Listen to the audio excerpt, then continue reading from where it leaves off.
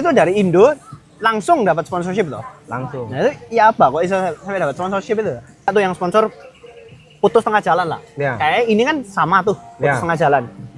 What happened then? Gimana Mas? Namanya siapa Mas? Namanya Raka. Raka, salam kenal. Baru. Ya Pak. Di sini pakai visa apa Mas? WAV apa? Ya apa? Aku di sini 482 Mas, sponsor 482. visa. Ya, jadi sebelumnya sih aku kerja sama perusahaan fisherman gitu. Oke. Di daerah Karumba. Oke. Nah, tapi unfortunately Hah? perusahaanku ini bangkrut. Oh, itu bangkrut? Shutdown Mas. Top chart ngono tapi bangkrut. Iya, padahal Raptis ini salah satu perusahaan paling bonafit, ibarat top tier-nya fisherman di Australia lah, especially di Northern Territory. Tapi dia shutdown. Oke. Ya. Penyebab shutdownnya itu bukan karena manajemen dia jelek atau bagaimana, tapi karena dia pernah ekspansi ke Indonesia, mungkin around 15 tahun yang lalu. Habis itu dia kena Bu Susi, korbannya Oh, Bu kena. Susi. Oke, Tahu-tahu waktu oke. Bu Susi naik, Betul. terus semua kapal-kapal luar negeri disuruh pulang Ya. atau tenggelamkan. Benar. Nah, jadi profit terbesarnya Raptis itu bisa dibilang salah satu terbesarnya di Indonesia. Oke. Saking profitnya di Indonesia, mereka punya kapal 4 di Indonesia ditinggalin. Wow. Ditinggalin. Oke. Wow. Oke. Yang berjuta-juta dolar itu. Wow. Oke. Nah, terus shutdown itu karena mereka mengalihkan uang yang harusnya diputar di Investasi si ini pindah ke di fishing ini, properti dipindah itu. ke properti. Sekarang lagi bikin perumahan gitu. Dia punya di Sydney. Kendem. Jadi ya itu udah nggak tertarik sama fishing lagi. Hmm. Padahal uang mereka awal berdirinya properti itu ya dari Di foto fishing. itu. Yang caranya kok bisa itu dari Indo langsung dapat sponsorship loh. Langsung. Nah itu ya apa kok bisa sampai dapat sponsorship itu? Awalnya aku juga kayak sampean Mas, ngejar pengen WHV. Nah, 2 tahun yang lalu, tapi ya itu aku war-war 2 kali itu nggak dapet. Akhirnya aku mikir tuh gimana caranya aku harus ke Australia, karena aku udah terlanjur IELTS, udah terlanjur ini itu, udah terlanjur pengen ke Australia lah. Aku punya tekad, aku cari info, kebetulan dapet temen. Kebetulan waktu itu lagi butuh karyawan, dikasihlah emailnya HR-nya ke aku. Oke. Terus kata temanku, kamu kalau pengen kesini lengkapin dulu apa yang mereka butuhin. Aku ngelengkapin toh, ada seaman book, buku laut, MFA, medical first aid, Oke. terus BST, basic safety training, dan beberapa ini lain lah, kayak medical check up, IELTS dan lain-lain. Nah, bermodalkan tekad yang kuat. Oke. Nah, akhirnya aku email ke HR-nya dia dan ternyata langsung masuk tanpa interview. Oke. Tanpa interview itu. Biasanya kan Australia interview Panjang, panjang benar. toh. Saya tanpa interview langsung ditanyain kamu siap kapan berangkat. Tapi waktu itu aku ada back aku bermasalah Mas. Oke. Nah jadi harus nunggu 1 tahun lagi. Tuh. Well, setelah perjalanan panjang, Masuklah aku ke Australia. Visaku granted tanggal 26 November 2025 kemarin. oke. Baru aku Mas 2026 Januari tanggal 4 aku berangkat ke Karumba. Kan saya belum sempat ke laut, baru maintenance kapal, persiapan untuk season. Ya, Maret awal itu mulai ada gonjang-ganjing keuangan karena udah mulai menipis toh. Akhirnya perusahaanku masuk FTA. FTA itu masa administrator. Jadi kalau di Australia itu kalau perusahaan ingin bangkrut, Oh ya, ha. tahu toh? Nah, jadi dia ada masa administrasi dulu. Negara itu kayak menilai perusahaanmu ini bisa bangkit atau bisa restrukturisasi atau emang harus shutdown. Setelah gonjang-ganjing lama, 30 Maret persis dinyatakan bangkrut. Kami semuanya di PHK massal. Oke. Ya. Tapi yang namanya Australia itu nggak usah bingung-bingung. Australia kan job banyak sekali. Banyak sekali Banyak nih. sekali. Oh, berani Job. ngomong banyak nih. Berani saya ngomong banyak karena waktu itu saya cari-cari di Facebook aja banyak yang butuh dan saya apply di beberapa tempat butuh juga fisherman. Soalnya bisa dibilang orang Australia itu kurang minat sama fishing itu, Mas. Fishing. Oke. Iya. Maka dari itu mereka kebanyakan nge-hire-nya visa-visa sponsor itu. Sih, menarik loh ya. Iya. Fishery, sebuah yang maybe ya untuk teman-teman WAV kan lebih banyak hospitality, meat factory, farm. Muncul lagi satu fishery ini. Padahal kalau di fisheries ini lumayan gede, Mas, terus terang. Soalnya kalau WHV itu kan bagi hasil tuh. Bagi hasilnya itu ya gede lah. Di atasnya visa bisa dibilang sama orang sini bule. Jadi jatuhnya gede banget menurut saya. Berarti bisa dibilang fisheries ini mungkin kayak Vivo. Kalau Vivo kan sekarang udah famous. Fishery ini kayak under market tapi gaji boleh juga tuh. Nominal sekian-sekiannya. Oke.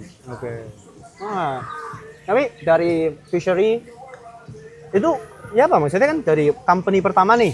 Kan banyak tuh yang sponsor putus tengah jalan lah. Kayak ini kan sama tuh putus tengah jalan. What happened then? Oh, sekarang sponsor masih lanjut sponsor visa? Sekarang karena masih proses transfer sponsor, aku jatuhnya casual.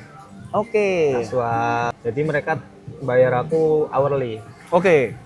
Dan rate-nya lumayan. Walaupun aku cuman deckhand ya, bukan engineer di atas lagi. By the way, deckhand itu anggap aja entry levelnya lah, yang Ya, bantu palu gada lah. Betul. Kalau hospitality kita ngomong itu kitchen hand-nya lah. Betul. Ya, bahasa Indonesia itu ABK. ABK. Benar. Oke. Itu rate-nya lumayan. Soalnya mereka ngebeli skill kita sih. Mereka merasa kita punya skill walaupun ya so-so sekali skill saya. Tapi tekadnya itu sih. Tekadnya. I see. Nah itu dari masa transisi sponsorship itu, dari company satu ke dua, ribet atau pakai agent atau? Enggak, Mas. Enggak ada agent-agentan saya, Mas. Dari awal saya mandiri semua. Dari ngurusin buku pelaut dan lain-lain, saya ngurusin sendiri. Itu ngurus di Indonesia? Bisa? Ngurus di Indonesia. Oke. Kalau buku pelaut kan yang penting ada rekornya dan pengalaman kerja gitu-gitu toh. Paling itu doang sih. Wow. Tapi semuanya kayak orang-orang bilang Vivo gaji gede, fishery ini juga gaji besar. Tapi kan pasti susah kok. Ada susahnya lah. Sama kayak orang selalu ngomong, oh ini enak, itu enak. Tapi kan kalau Vivo kita tahu sehari 12 jam kerja, 14 jam kerja. Tiap hari tuh, 2 minggu itu terus. Nggak tentu semua tahan. Nah kalau fisheries gimana? Apalagi di laut nih. Nah, ya apa sih kehidupan fisheries itu? Ya 11-12 sama Vivo, Mas. Kan kita kan sama-sama offshore toh. Sama-sama di laut, sama-sama ya di antah berantah lah. Jam kerjanya terus terang nggak tentu, Mas. Kadang kita bangun jam 3 pagi, kadang kita bangun jam 5, kadang kita bisa selesai gasik jam 11 siang udah selesai. Kadang kita sampai jam 1 malam. Bahkan kalau kita ditaruh di laut tertentu, daerah tertentu, teritori tertentu, itu kita bisa nggak tidur, Mas. Nggak tidur, Mas. Gila. Koncoku 5 hari nggak tidur, Mas. Gila. Real nggak tidur, dia sampai tidur berdiri di conveyor gini-gini. Gila. Kan kalau di kapal udang kan udang turun ke hopper, ada kayak semacam bak besar gitu. Oke. Terus turun conveyor. Nah, kita milahin sortir. Sortirnya di kapal itu? Di kapal. Jadi misahin udang sama ikan. Kita nggak ngambil ikan. Oke. Nah, itulah. Di situ harus cepet, Mas. Karena kan conveyor jalan terus dan asesmen Australia itu kan ketat sekali toh. Oke. Grading-gradingannya. Oh ya, grade. Jadi kita harus benar-benar teliti, jangan sampai ada satu ikan pun yang masuk ke box karena itu ngejatuhin harga sekali. Langsung satu box kena itu. Langsung satu box kena. Itu berapa orang? Satu kapal itu berapa orang sih? Oh, berapa deckhand lah? Berapa deckhand? Berapa? Total Kalau berapa orang? Total ada 7 orang. 7 orang doang. 7 orang. Itu nangkepnya sehari atau seminggu berapa kilo? Ton bahkan? Berapa ton? Berapa ton? Kami 7 orang itu satu skipper. Skipper itu kapten. Mhm. Satu engineer. Mhm. Satu cook. Mhm. Satu first mate. First mate itu mandor. Oke. Terus 3 deckhand. Mhm. Untuk banana season, banana prawn season. Untuk tiger season lebih sedikit mas, 5 orang aja. Satu skipper, kapten, satu engineer, satu mandor, 2 deckhand. Oke, Ya. gila. Oke. Untuk tangkapan, sebenarnya nggak nentu sih mas. Yang namanya Laut ya? alam laut Mm-mm. kan kita nggak bisa ngarepin apa kan. Mhm. Tergantung apa yang dikasih sama alam ke kita. Cuman yang jelas kalau awal-awal season Mhm. itu gila-gilaan mas. Satu kali angkat jaring minim-minim 2-3 ton masuk mas. Satu kali angkat jaring sehari itu kurang lebih 3-4 kali angkat jaring. Jadi tergantung kapasitas freezer kita juga sih mas. Oke. Kapasitas freezerku kemarin itu 6 sampai 6,5 ton. 6,5 ton. Jadi sehari ya kurang lebih segitu. 6.500 kilo mas. Gila yo. Oke. Gila 6 ton itu makan udang seumur hidup. Dulu biasa kita kan hidup di darat ya. Ya. Terus kita hidup di laut. Apa sih yang harus Apalagi aku anak baru. Nah, itu ya. Apa yang harus disiapin lah? Bilanglah misalnya mau milih fisheries nih. Apa sih yang perlu dipersiapin nih, teman-teman nanti? Pertama fisik. Fisik Fisik nomor 1. Fisik, pikiran, tenaga itu nomor 1. Mental. dikuras soalnya. Dikuras soalnya. Kita benar-benar harus fokus ngelihat udang, milah-milah udang, jangan sampai gradingnya jatuh. Karena sebenarnya sih buat kita nggak masalah grading jatuh karena kita kan orang-orang visa. Tapi kan yang marah skipper kita, kapten Pasti. kita. Kalau kapten kita nggak happy, Betul. kick. Hmm. Gimana caranya kita ngejaga apa namanya kepercayaan? Kepercayaan, Nah, benar, setuju. Terus lagi, walaupun saya udah lama di laut ya mas, 2 tahun pengalaman di laut. Kalau awal mulai ke laut lagi, pasti sisik mas. Pasti ya. Muntah-muntah mabok laut itu udah wajar sekali, apalagi ombak gede itu. Ya. Kemarin itu saya pernah paling parah 1 hari 19 kali mabok mas, muntah 19 kali, bayang keor. Perut itu udah kosong sama sekali. Dari muntah yang nasi, muntah putih tuh, air, muntah kuning, sampai muntah yang ada darah-darahnya itu udah semua. Gila. Tapi nggak semua orang kayak gitu. Orang-orang lemah aja kayak saya. Masing-masing lah ya itu ya. Masing-masing, ya. Aku kayaknya kalau di situ sama deh kayak muntah-muntah darah kayak. Itu waktu nyiapin kayak dokumen-dokumennya itu butuh berapa lama? Kalau masih ingat berapa lama ngurus MFA, Seaman Book? Kalau MFA terus medical terus PST itu ada kelasnya mas, kayak semacam kursus gitu. Oh, bayar berapa itu? Kalau Nggak nyampe 1 juta sih mas. Oh, oke. Waktu itu aku juga sempet ada yang nawarin aku di Facebook. Austral Fisheries sama. Mungkin ya, lupa aku. Tapi dia waktu itu mau Lagi nyari. enggak waktu mau banana prawn tapi kayak Oh. bulan kemarin ya atau bulan ini ya? April mungkin atau Maret. Mei. Maret. Iya, Maret akhir atau daerah situ lah. Waktu itu aku sempet tanyain sebagai cook. Wah, kok gede sekali itu mas padahal. Wah, aku tanya, aku kan, wah gila aku kalau bu suruh seberang ke Bali ya, Surabaya Bali, itu di kapal aku sisik sih. Jadi pas aku tanya, oh ya, itu berapa lama? Sebulan, oke. Terus aku tanya, cooknya berapa? Sebiji orang, waduh. Aku kan nggak tahu gambarannya gimana. Kalau misalnya cook fishery itu gimana sih? Kalau cook di fishery Breakfast, lunch, dinner. breakfast dinner. Oke. Tapi kadang-kadang lunch semutnya aja sebenarnya. Oh gitu. Iya, tenan mas. Soalnya di laut itu kita kan busy banget kan ya, sibuk banget. Kadang-kadang nggak sempet sarapan, kadang-kadang nggak sempet lunch. Tapi ya cook lebih santai daripada deckhand sih. Soalnya bangun jam 6 kadang-kadang, jam 5 masak, terus habis itu kan udah mulai fishing kan. Cook paling tugasnya nyiapin box. Jadi itu kita fresh dari laut, langsung masuk box, langsung kita freeze, langsung kita bekuin. Oke. Langsung kita masuk ke snap. Snap, apa itu snap? Snap itu apa ya? Alat pembeku gitu, Mas. Oke. Yang buat masak udang. Kalau masak kita kan menghangatkan, memanaskan toh. Nah, kalau itu mendinginkan. Oke.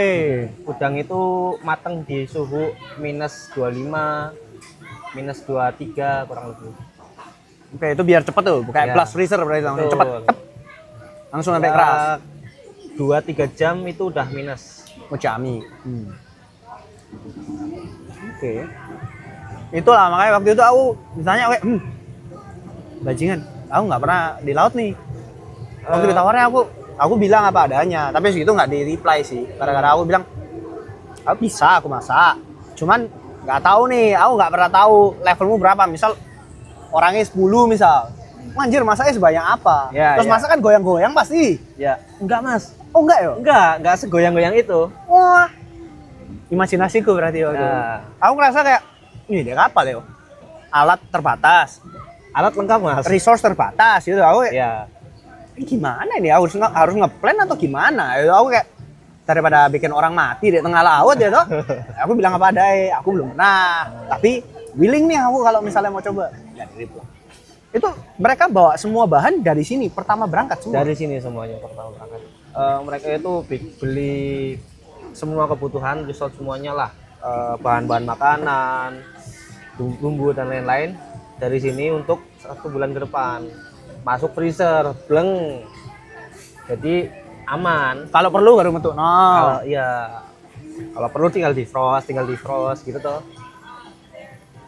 I see. Ya. Dan cook itu bisa dibilang gede sekali. Di atasnya deckhand, di atasnya mandor, di bawah engineer. Oh gila ya berarti ya.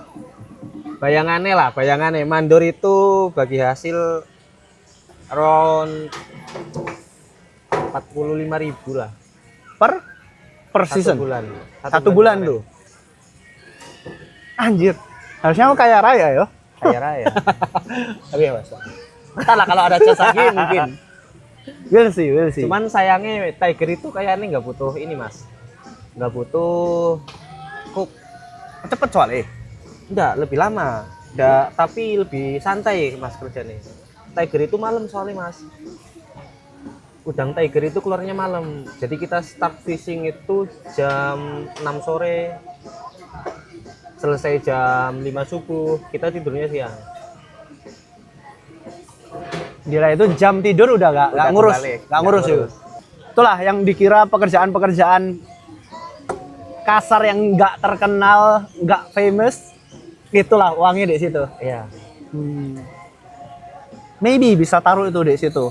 So, I guess ya kita bakal bahas maybe in fisheries. Jadi teman-teman kalau mau coba fisheries, recommend? Bisa dibilang. Bisa dibilang recommend? Asal fisiknya kuat. Asal fisik. Kalau fisik gak kuat, ya gitulah. ya jangan ya. Jangan dong. lah. Perlu tekad tinggi, always find a way. Bahkan kerjaan itu banyak, ya dong. Banyak. Cuman mau nggak nyari, gitu ya. Well, I think ini bakal banyak di cut, bakal jadi kayak parts. Maybe teman-teman yang maybe mau tahu fisheries, boleh nge-DM dah, nge-DM atau boleh. DM apa nama IG? Nama IG saya Maulana Raka Pride. Oke, ntar tak taruh di nggak tahu lah di mana itu. Ntar tak taruh di situ. Jadi teman-teman kalau mau kepo lebih lagi nanti tanya aja di sana. Very open Raka ini. Very open lah. Jadi Kita sharing-sharing. Tapi kalau ngasih kerjaan, kalau kalian minta kerjaan saya nggak bisa ngasih. itu udah lah, aku juga setuju. Cuma bisa referensi dan Iya. rekomendasi apa yang diperlukan untuk sampai dapat itu. Iya. Dan mungkin kita bisa ngasih jalan, tapi kita nggak bisa ngasih kerjaan, paham nggak? Benar. Ya. Ya kamu cuma dikasih alatnya lah, ya kamu Betul. nyangkul lo dewe. Nah, Kalau nggak mau nyangkul dewe, ya mohon maaf, ya toh. betul. Nggak bisa dikasih sendokin terus. But, ya, jadi teman-teman, if siapa tahu ya toh jadi a new way selain dari FIFO dan selain dari pekerjaan-pekerjaan yang kantor or whatever. Kalau apalagi teman-teman suka laut, suka fish, Suka maybe. mancing. Nah, suka mancing, maybe this is the way. So, ya nanti bisa tanya ke IG-nya Mas Raka itu, nanti ada di nggak tahu di mana di sini. And ya, itulah tentang bisa sponsor Yap. dari Indonesia, sejak dari Indonesia. So, Dan kita Terus, bisa proses dari Indo. sih. Kan kadang-kadang orang tuh nanya kan, gimana nih saya masih di Indo gitu kan. Jadi sebenarnya bisa-bisa aja, asalkan kalian punya jalan. Nah, nyari jalannya ini kita harus punya banyak relasi. Nyari-nyari relasi. Aku pun gitu mas. Dari Indo itu nyari-nyari teman di IG kah, di TikTok kah, nontonin live orang. Iya, tenan. Itulah harus berani cari pertanyaan. Tapi ya meskipun ya guys, nggak mungkin aku yakin nggak mungkin Mas Raka waktu itu tanya cara dapat WHV gimana, itu nggak mungkin. Pertanyaannya pasti lebih detail, lebih detail, Oh, iya, lebih iya. apa lah, bukan gimana cara dapat visa ya, cari gitu. Ya kayak hal-hal gitu sih. Oh, I guess that's that. Ada last word yang mau sampein maybe? Nggak ada sih. Paling aku pernah dikasih tahu quotes sama bapakku. Cintailah pekerjaanmu. Itu dalam banget sih. Padahal cintailah pekerjaanmu doang. Tapi kalau kita mencintai pekerjaan, kamu bisa enjoy dalam pekerjaan itu. Pekerjaan itu ibarat kayak istri mas, kalau kata saya. Iya. Mau ada apa ya, ibarat kalau kamu cinta udah tai pun rasa coklat gitu. Oke. Gitu dah. Jadi cintailah pekerjaanmu apapun itu. Setuju aku. Oke. Alright. Thank you everyone. Nanti bisa langsung tanya-tanya lagi. Alright. Thank you Mas Raka. Feel free Thank you. to ask. Let's go. Lu?